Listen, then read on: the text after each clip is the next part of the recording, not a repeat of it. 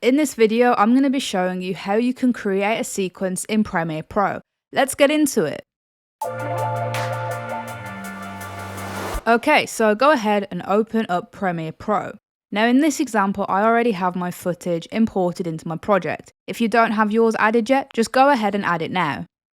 Now to create a sequence, we can either go onto our clips that we've imported, right click it, and then go down to New Sequence from Clip.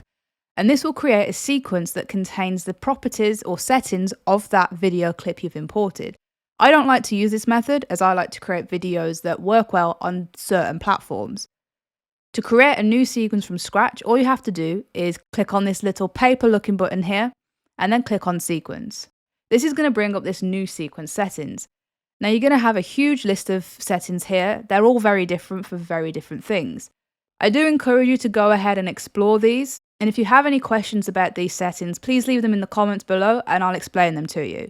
Now when it comes to choosing your settings, you just have to click on the preset here. And the one that I commonly use is the DSLR 1080p 24. It's the one that works best for me and works best on my social medias.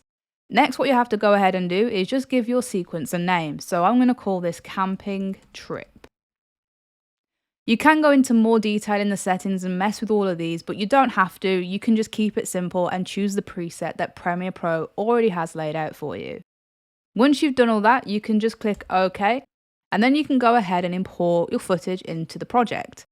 Now, if I go ahead and start with this one clip here, you will see a message saying clip mismatch warning. And basically what this is saying, it's telling you that the properties of this clip do not match the properties of the sequence we've created.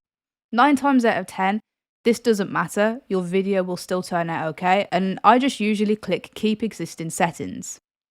With that done, you can go ahead and import all your other footage and then create your video. And that's all there is to it. If you found this video useful, give it a thumbs up and comment your thoughts below. And for more Creative Fix tutorials, hit that subscribe button and I'll see you in the next one.